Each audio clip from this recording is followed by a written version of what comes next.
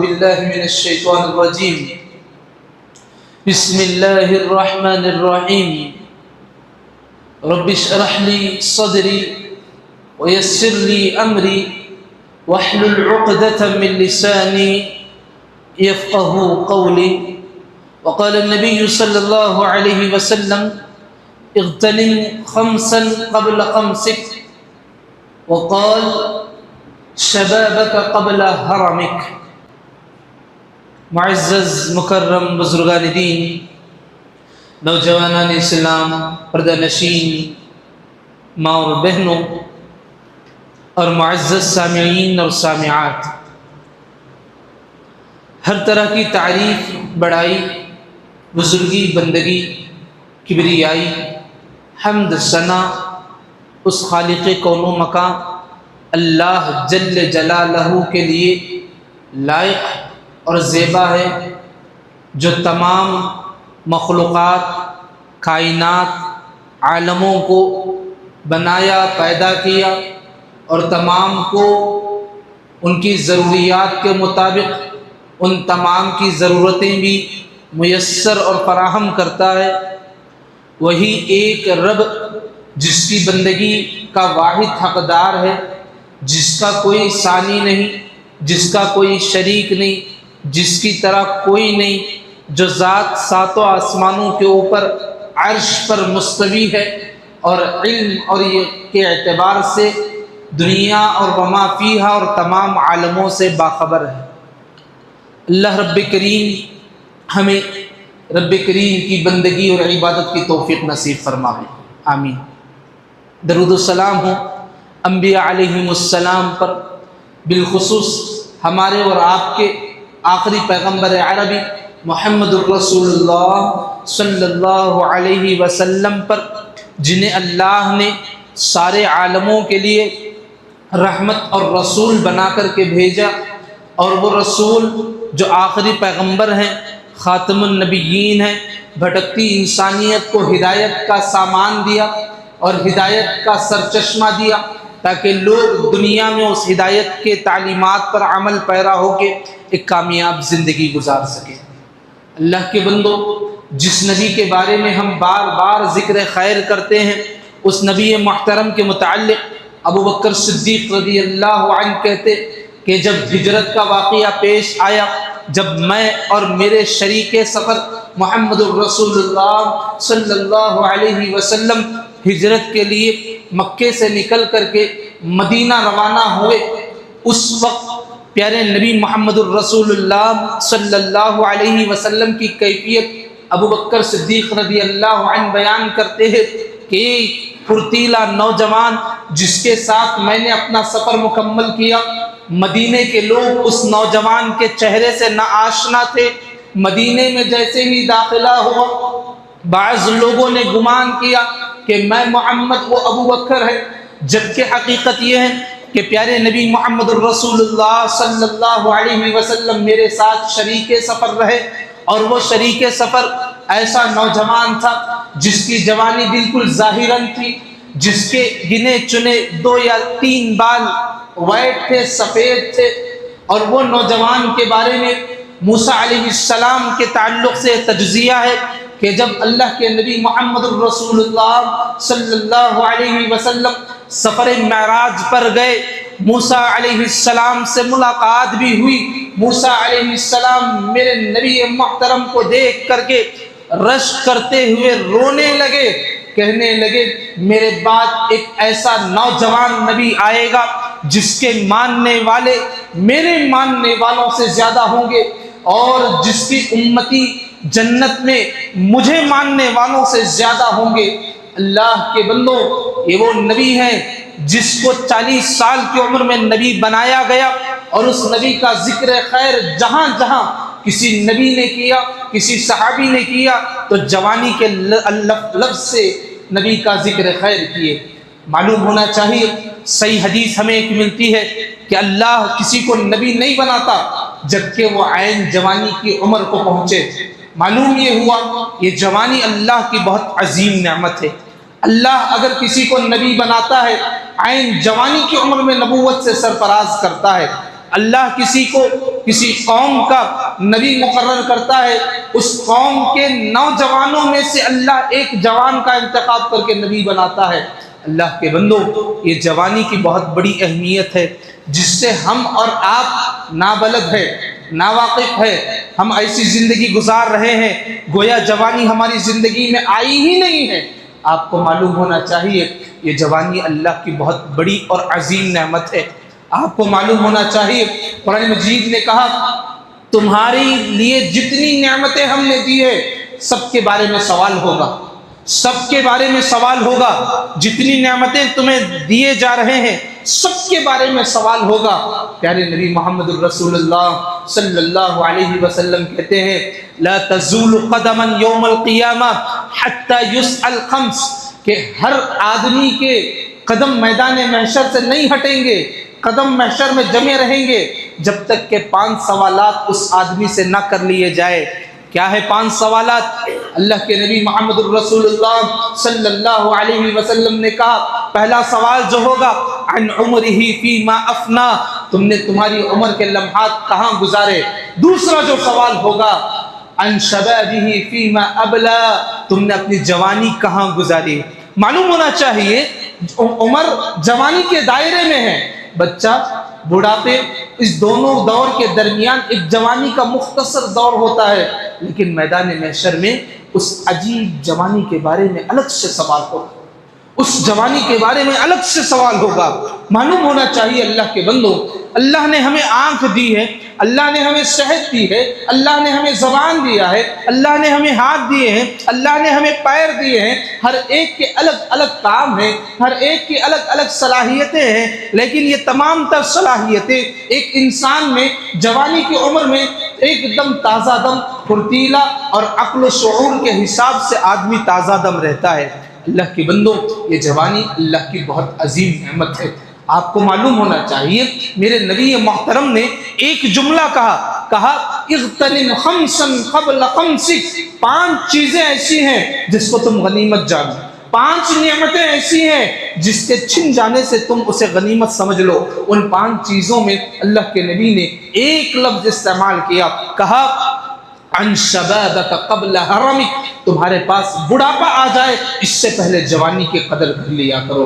اللہ کے بندو، ہم جوانی کے بہت ناقدرے ہیں، ہم جوانی کے بہت ناقدرے ہیں، ہم کھاتے ہیں پیتے ہیں، اللہ کی نعمتیں استعمال کرتے ہیں، لیکن اپنی تمام تر جوانیاں شیطان کے مطیع و فرما برداری میں گزار دیتے ہیں، جبکہ ہماری جوانی کی عبادت اللہ کو بہت پسند ہے۔ آپ کو معلوم ہونا چاہیے میدان محشر میں کچھ لوگوں کو اللہ اپنے عرش کے سائے میں کے نیچے جگہ نصیب کرائے گا، کچھ لوگوں کو اللہ عرش کے سائے کے نیچے جگہ نصیب فرمائیں گے۔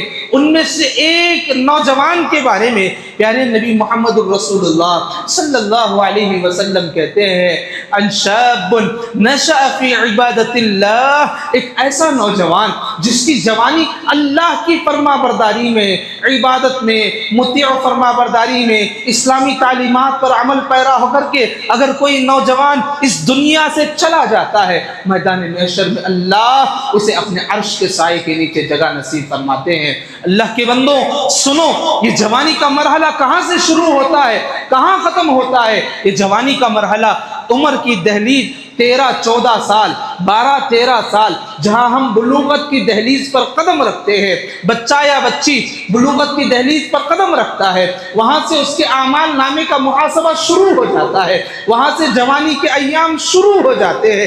اس سے پہلے کے جو ایام لڑکپن کھیل کود کے ایام ہوتے ہیں، اور بلوغت کی دہلیز پر قدم رکھنے کے بعد سے بعض علماء نے لکھا کہ جوانی کی عمر کہاں تک رہتی ہے؟ 55 سال تک، 55 ایئرز تک۔ یہ بہت لمبا سفر، 15 سال سے بھی اگر حساب ڈال لیں، تقریباً بیچ میں 35 سے 40 سال کا جو وقفہ ہوتا ہے، یہ بہت غنیمت والا دور ہے۔ سنو نوجوانوں، یہ بہت غنیمت والا دور ہے، اور اس غنیمت والے دور کو ہم کیسے ضائع کر رہے ہیں؟ اللہ ہماری حفاظت فرمائے، اللہ ہماری حفاظت فرمائے۔ آپ کو معلوم ہونا چاہیے کہ قوم کے نوجوان قوم کا سرمایہ ہوتے ہیں، یہ 55 سال کے نیچے سے جتنے لوگ ہیں، 15 سال کے اوپر جتنے لوگ ہیں، یہ قوم کا اثاثہ ہے۔ قوم کی ترقی کے لیے، قوم کو آگے بڑھانے کے لیے، قوم کی ترجمانی کے لیے آپ کو معلوم ہونا چاہیے، جس قوم کا نوجوان نشہ کرتا ہو اس قوم کی ترجمانی نشہ کرنے والوں سے کی جائے گی۔ جس قوم کے نوجوان دھوکہ دڑی کرتی ہے اس قوم کا ترجمان دھوکہ دڑی سے کیا جائے گا۔ جس قوم کا نوجوان شرک کرتا ہے اس قوم کی ترجمانی شرک سے کی جائے گی۔ جس قوم کا نوجوان چوری کرتا ہے پورے قوم کو لوگ چوری کرنے کے زد میں قیاس کریں گے۔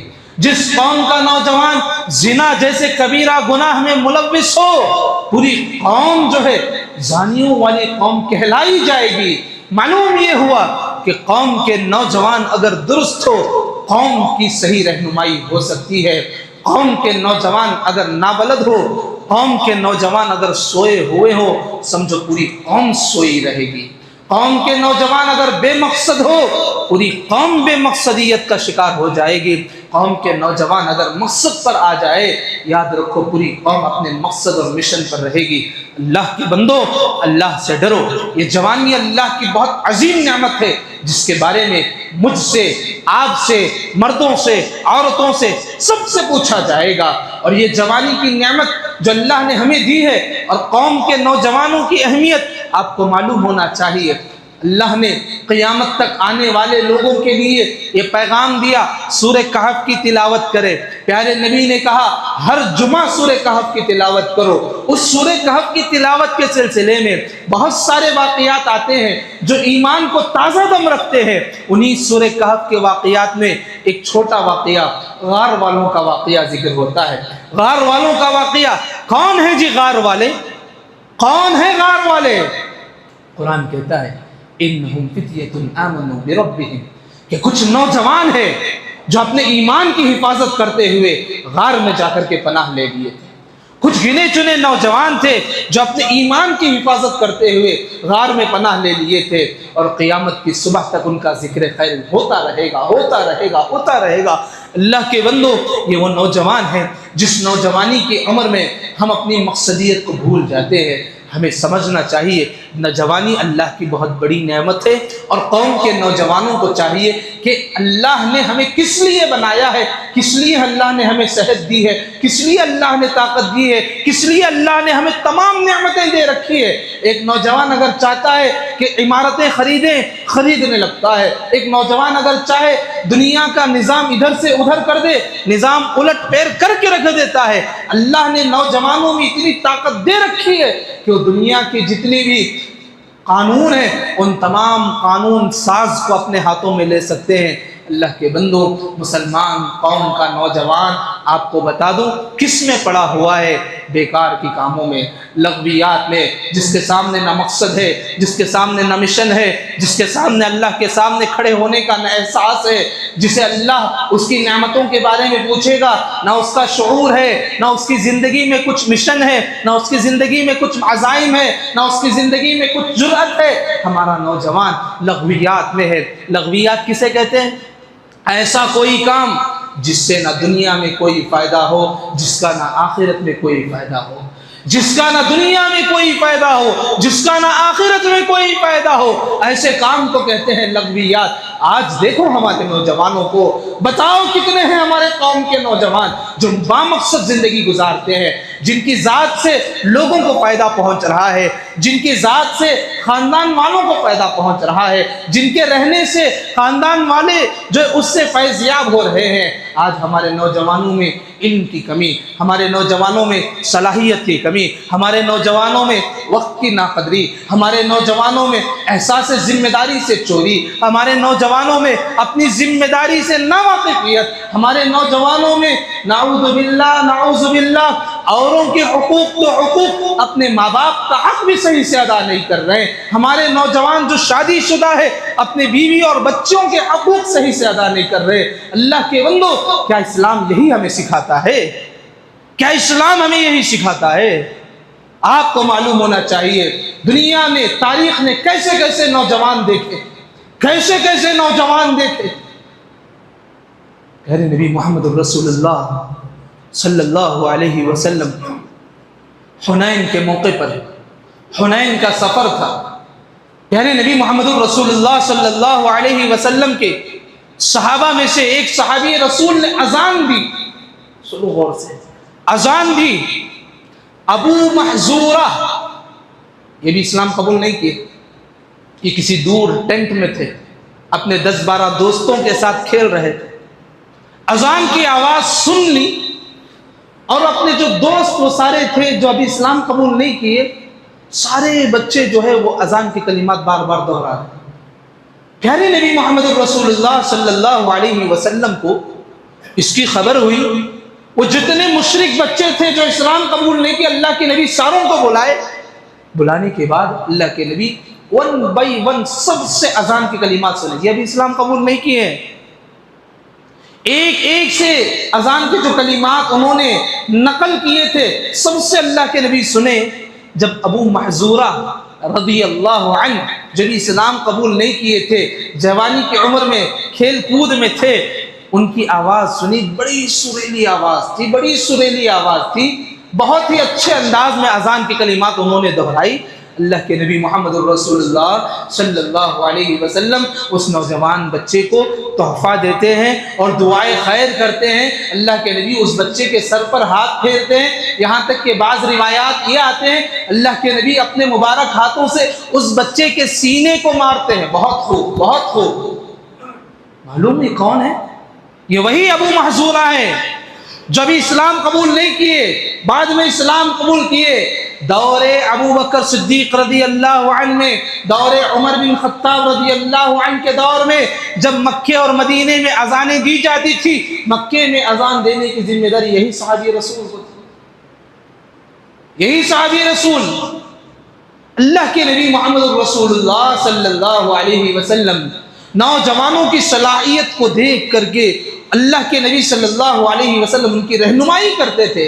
اللہ کے بندوں، آج کوئی نبی آنے والا نہیں ہے، تم اپنی صلاحیت جان سکتے ہو، تمہارے اندر اللہ نے کیا خوبی رکھی ہے، تم وقت کو صحیح طور پر مینج کر سکتے ہو، تم فائنینشلی طور پر صحیح رہنمائی کر سکتے ہو، تم زندگی کا فیصلہ صحیح طور پر کر سکتے ہو، مینجمنٹ آپ کے ہاتھوں میں لے سکتے ہیں، آپ لوگوں کی کاؤنسلنگ کر سکتے ہیں، آپ اپنے زندگیوں میں تلاش کرو کہ میں کیا کر سکتا ہوں میری قوم کے لیے، میں کیا کر سکتا ہوں میرے خاندان والوں کے لیے، میں کیا کر سکتا ہوں میرے گھر والوں کے لیے، جن گھر والوں نے محنت مزدوری کر کے مجھے اسکول بھیجا، تعلیم دی، بچپن سے لے کر کے جوانی کی دہلیز تک پہنچایا، اس قوم کے لیے، ان خاندان والوں کے لیے، ان گھر والوں کے لیے میں کیا کچھ کر سکتا ہوں۔ افسوس، صد افسوس یہ المیہ ہے، آج جتنے لوگ جوانی کی دہلیز پر قدم رکھ کے کمانے لگتے ہیں، اپنے خاندان والوں کو فراموش کرنے لگتے ہیں، ان کی برائیاں بیان کرنے لگتے ہیں، طعنہ زنی کرنے لگتے ہیں، ان کے ماں باپ کے ساتھ جو رشتہ دار جو کچھ کیا کرتے اس کا بدلہ لینے پر تلے ہوئے ہیں۔ اللہ کے بندوں، اسلامی تعلیمات ہرگز ہرگز یہ سبق نہیں دیتا۔ سمجھو اپنی زندگی کے مقصد کو۔ کتنے نوجوان ایسے ہیں جو ابھی ماشاءاللہ +2 بھی ختم کیے۔ میں نے کئی ایک نوجوانوں سے پوچھا جی، کئی ایک بچوں سے بھی سوال کیا، کیا کر رہے ہو؟ +2 تک پڑھ لی، اس کے بعد کیا کر رہے؟ افسوس ہوتا ہے، افسوس ہوتا ہے، ہماری نوجوان نسل کہاں جا رہی ہے؟ ایک نے کہا کہ ویلڈنگ کے کام کو میں جا رہا ہوں، ایک نے کہا کہ کار کو جو سٹیکرز لگائے جاتے ہیں وہ کام کے لیے جا رہا ہوں۔ اللہ کے بندوں، کیا اللہ نے ہمیں اتنی حقیر اور اتنے حقیر کام کے لیے اللہ نے ہمیں پیدا کیا؟ سمجھو اپنے مقصد کو۔ پڑھا لکھا نوجوان ان پڑھوں کے کام کر رہا ہے، اور ان پڑھ لوگ پڑھے لکھوں کے کام کر رہے ہیں، جس وجہ سے قوم کا توازن باقی نہیں ہے۔ ہر ایک کے کام الگ ہے، ہر ایک کا مشن الگ ہے، ہر ایک کی صلاحیت الگ ہے۔ پہچانو اپنی صلاحیتوں کو، کیوں اپنی جوانیاں بیکار کاموں میں لگا رہے؟ میں کہتا ہوں یہاں کے 99% نوجوان بچوں کو اپنی زندگی کا مقصد معلوم نہیں۔ آؤ آج یاد دلاتا ہوں، تمہیں کرنا کیا ہے؟ اے نوجوانوں، تمہیں کرنا کیا ہے؟ سب سے پہلا کام یہ کرو کہ تم سب سے پہلے دین کا علم حاصل کرو۔ دین کا علم حاصل کرو۔ کتنا علم حاصل کرنا ہے دین کا؟ جو تمہارے روزمرہ زندگی میں ضروریات میں کام آ جائے، اتنا علم حاصل کرو۔ ایسا اتنا علم کہ تم سواری پہ جا رہے ہو، گاڑی چلا رہے ہو، گھر سے نکل رہے ہو، گھر میں آ رہے ہو، بیوی سے مل رہے ہو، بچوں کی تربیت کر رہے ہو، کس ناحیے سے کرنا ہے؟ اسلامی تعلیمات کی روشنی میں کرنا ہے۔ تمہیں دعاؤں کا اہتمام کرنا ہے، تمہارا ایمان اللہ کی ذات پر ہونا ہے، تم گھر سے دعا پڑھ کے نکل رہے ہو، بسم اللہ توکلت علی اللہ، تمہارے دل میں یقین ہونا ہے اللہ مجھے ہرگز بیکار رائے گا، واپس نہیں لوٹائے گا، اللہ مجھے ضرور اپنے فضل سے آشنا کرے گا۔ اللہ کے بندو، علم دین حاصل کرو، اس سے ایمان، یقین، توکل، اللہ کی ذات پر کامل یقین پیدا ہوتا ہے۔ کوئی کام آپ کا نہ بھی ہو، افسوس اور نا امید نہیں ہوتا، کیونکہ اسے اللہ کی ذات پر یقین ہوتا ہے، اللہ کی ذات پر بھروسہ ہوتا ہے، اللہ نے جو میرے ساتھ کیا خیر کا فیصلہ رہے گا انشاءاللہ۔ یہ کیفیت کیوں نہیں ہے معلوم؟ کیوں نہیں ہے؟ ہمارے پاس صحیح علم ہی نہیں ہے، بیسک نالج، ایمانیات جسے کہتے وہ نہیں۔ پہلی ذمہ داری دے رہا ہوں، علم دین سیکھو۔ کیسے سیکھنا ہے علم دین؟ جہاں علمی مجلسیں ہوتی ہیں، جہاں علماء درس دیتے ہیں، علماء کی خدمت میں جاؤ، کچھ سیکھو، پڑھو، جانو۔ یہ پہلی ذمہ داری آپ لوگوں کے سپرد کر رہا ہوں۔ دوسری ذمہ داری کیا ہے؟ دوسری ذمہ داری کیا ہے؟ آپ اپنی زندگی، اپنے گھر والوں کی زندگی خود مختار بناؤ، خود مختار بناؤ۔ اللہ نے جو صلاحیت آپ کو دے رکھی ہے، اللہ نے جو تعلیم آپ کو دے رکھی ہے، اللہ نے جو ڈگریاں آپ کو دے رکھی ہے، خود مختار زندگی۔ اللہ کے بندو، ہماری قوم بھیک مانگنے پر بہت مشہور ہے، بہت مشہور ہے۔ ہم نے دیکھا ہے بہت ساروں کو اللہ نے بہت نعمتیں دی ہے، لیکن نعمتیں پانے کے باوجود بھی وہ جو عادت، وہ جو خصلت پہلے تھی وہ چھوٹی نہیں ہے۔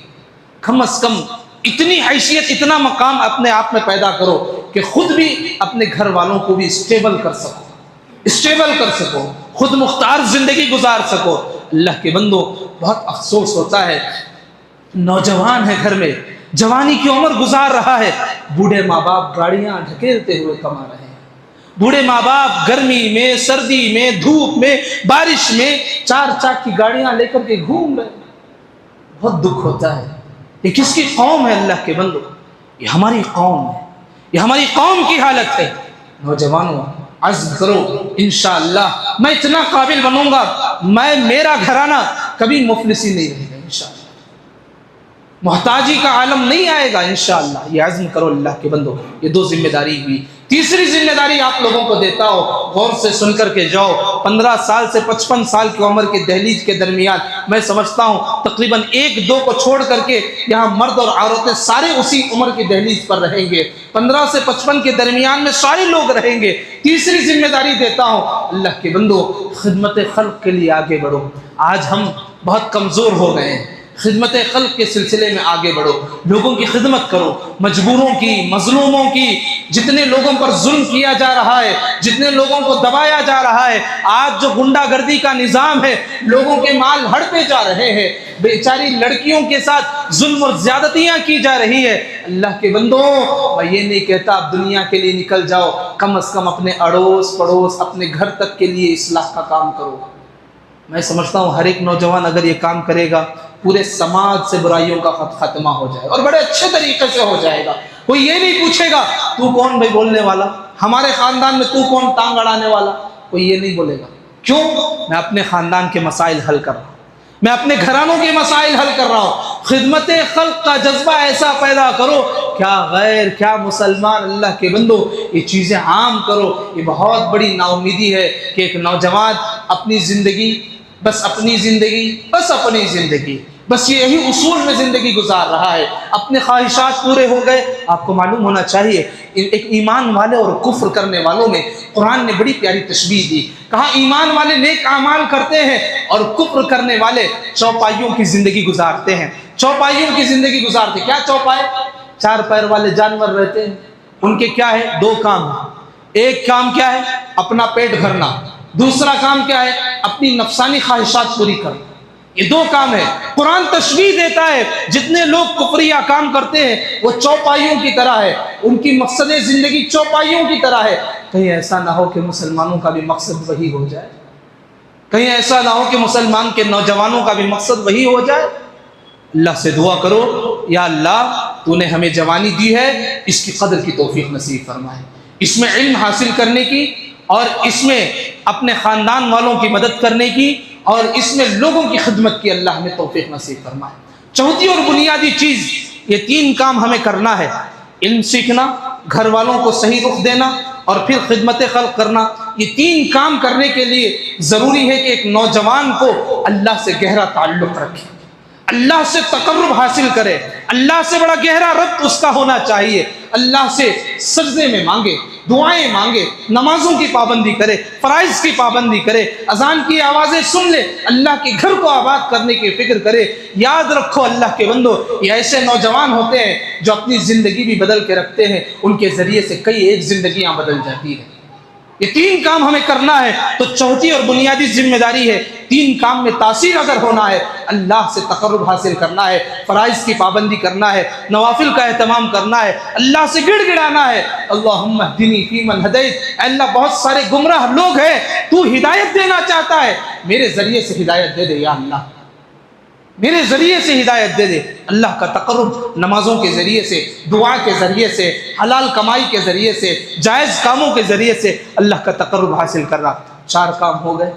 5ویں بڑی ذمہ داری، مردوں اور عورتوں، تمام بچیوں سے اور بچوں سے مخاطب ہوں، 5ویں ذمہ داری ہمیں یہ کرنی ہے، جتنے بھی حرام کام ہے، جتنے بھی ناکارہ کام ہیں، جتنے بھی منع کردہ چیزیں ہیں، ان تمام سے اپنے آپ کو بچا لینا۔